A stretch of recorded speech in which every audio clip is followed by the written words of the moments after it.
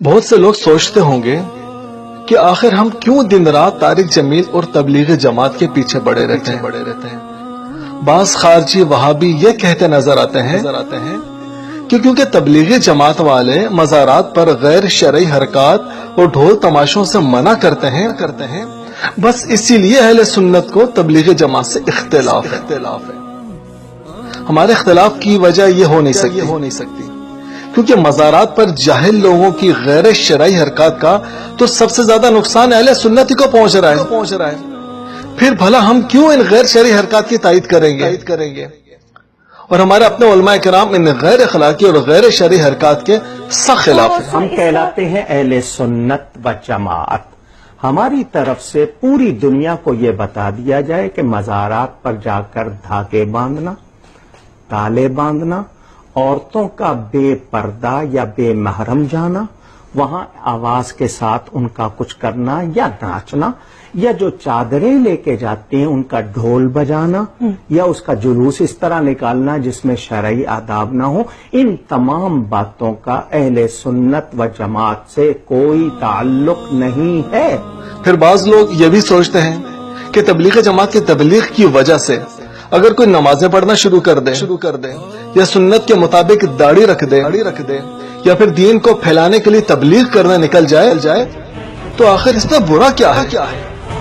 آخر کیوں تبلیغ جماعت اور طارق جمیل سے عام مسلمانوں کو دور رکھنے کی کوشش کی جاتی ہے؟ یہ ایک ایسا سوال جو کہ ہر کسی عام مسلمان کے ذہن میں جنم لیتا ہے۔ مناسب سمجھا کہ آج آپ کو اس کی وضاحت دے دی جائے۔ اگر بات صرف دین اسلام کی تبلیغ اور نیک اعمال تک محدود ہوتی تو یقیناً ہم بھی اس نیک کام میں بڑھ چڑھ کر حصہ لیتے، لیکن در حقیقت اس تبلیغ دین جیسے نیک کام کی آڑ میں جو بھیانک کھیل کھیلا جا رہا ہے، ہمیں اصل اختلاف اس سے ہے۔ اس تبلیغ دین جیسے نیک کام کی آڑ میں جو ملک کا امن برباد کرنے والے مذہبی دہشت گرد تیار کیے جا رہے ہیں، ہمیں اصل اختلاف اس سے ہے۔ یاد رہے، تبلیغی جماعت اور بظاہر اپنے آپ کو کسی فرقے کا نہ کہنے والے مولوی طارق جمیل صاحب ایک خاص فرقے کو ریپرزینٹ کرتے ہیں جس کو پاکستان میں دیوبندی کہا جاتا ہے اور باقی دنیا کے ممالک میں وہابی کہا جاتا ہے۔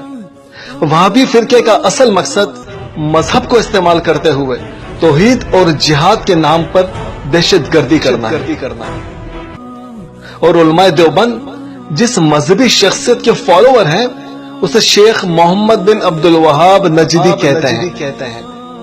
جیسا کہ دیوبند کی مشہور اور مستند کتابوں فتاوی رشیدیہ اور امام محمد بن عبد الوہاب نجدی اور ہندوستان کے علماء حق وغیرہ میں بھی تحریر ہے۔ تاریخ گواہ ہے کہ محمد بن عبد الوہاب نجدی وہ شخص تھا جس نے ایک شخص محمد بن سعود کے ساتھ مل کر مکہ مدینہ پر حملہ کیا تھا، جس نے امام کعبہ اور مسجد نبوی کے امام کو کافر کہا تھا اور ہزاروں مسلمانوں کو شہید کر کے مکہ اور مدینہ کے اپنی حکومت قائم کی تھی اور اپنی اس نئی حکومت کا نام سعودی عرب رکھا تھا، حالانکہ تاریخ میں اس سے پہلے سعودی عرب نام کے کسی ملک کا کوئی وجود نہ تھا، جیسا کہ طارق جمیل صاحب بھی اپنی اس تقریر میں اس حملے کا معمولی سا تذکرہ کر رہے ہیں۔ عبدالعزیز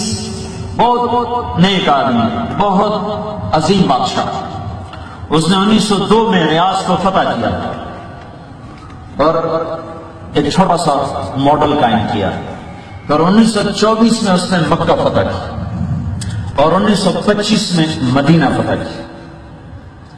اور 1936 میں سارا عرب فتح کر کے اس کا نام رکھا المملکۃ العربیہ السعودیہ۔ جی، اب آپ یہ طارق جمیل صاحب سے ہی پوچھ لیجئے کہ آخر محمد بن عبد الوہاب نجدی کو 1400 سال کے بعد دوبارہ مکہ کیوں فتح کرنا پڑا؟ محمد بن سعود کے ساتھ مل کر کیوں دوبارہ مکہ فتح کرنا پڑا؟ در حقیقت محمد بن عبد الوہاب نجدی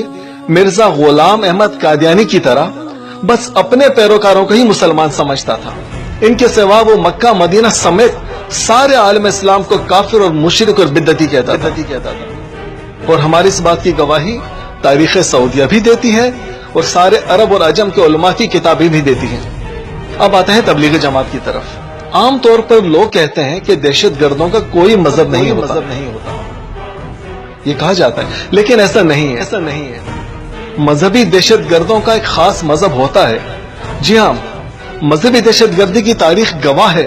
کہ جب بھی اور جو بھی مذہبی دہشت گردی میں ملوث پایا گیا،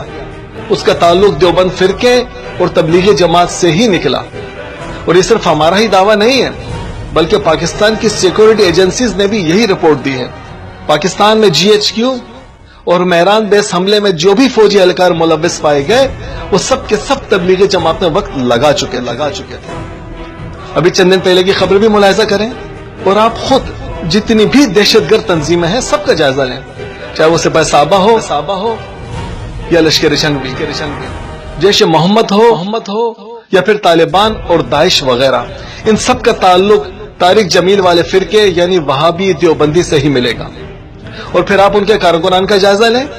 تو معلوم ہوگا کہ 90% افراد تبلیغی جماعت میں وقت لگا چکے ہیں۔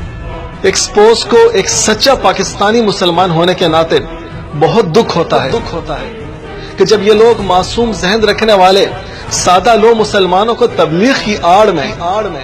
غیر محسوس طریقے سے دہشت گردی کی طرف مائل کرتے ہیں، اور ان کے معصوم ذہنوں میں شرک اور بدعت اور کفر کے فتوے بھرے جاتے ہیں، اور یہ سارا کام انتہائی منظم طریقے سے اور پلاننگ کے تحت کیا جاتا ہے۔ جیسا کہ نئے لوگوں کو متاثر کرنے کے لیے طارق جمیل، جنید جمشید، سعید انور، عامر خان، نرگس، وینا ملک اور ایسے ہی دوسرے شوبز کے لوگوں کو استعمال کیا جاتا ہے، اور انہی کی شہرت کو استعمال کرتے ہوئے عام عوام کو تبلیغ کی دعوت دی جاتی ہے، جو کہ ہر سادہ لو مسلمان بخوشی قبول کر لیتا ہے، اور پھر اس کے بعد اس کی دماغی سوچ کے مطابق اسے سپاہ صحابہ، لشکر جنگی، اسلامی جمعیت طلبہ، جماعت اسلامی، جیش محمد، طالبان، داعش اور ایسی ہی دوسری دیوبندی وہابی دہشت گرد تنظیموں سے وابستہ کر دیا جاتا ہے، یا پھر ان کا ہمدرد بنا دیا جاتا ہے۔ شوبز کے لوگوں کو تو ان دہشت گرد تنظیموں سے دور رکھا جاتا ہے، کیونکہ یہ بات فوراً ہائی لائٹ ہو جائے گی، لیکن ان شوبز کے لوگوں کی وجہ سے تبلیغ میں آنے والے دوسرے معصوم مسلمانوں کو انتہائی چالاکی اور غیر محسوس طریقے سے ان تنظیموں کا ممبر بنا دیا جاتا ہے۔ لیاری گینگ کے خطرناک دہشت گرد عزیر بلوچ کی تبلیغی جماعت سے وابستگی کے بعد اس کی سپاہ صحابہ کے دہشت گردوں کو اسلحے کی سپلائی کرنا، اس کی ایک مثال آپ کے سامنے ہے۔ تبلیغی جماعت اور پاکستان میں دہشت گردی کا ایک گہرا تعلق ہے، اور پاکستان میں دہشت گردی کی تاریخ اس بات کی گواہ ہے کہ ہزاروں لوگ تبلیغی جماعت میں آنے کے بعد طالبان اور دوسری دہشت گرد تنظیموں سے وابستہ ہوئے ہیں اور پاکستان کے عوام کو خاک اور خون میں نہلا دیا۔ لیکن جب ایکسپوز اور اس جیسے دوسرے محب وطن پاکستانی ان کے مکروہ چہروں کو بے نقاب کرتے ہیں تو پھر وہی چال چلی جاتی ہے، اور طارق جمیل اور جنید جمشید جیسوں کو سامنے لا کر کہا جاتا ہے،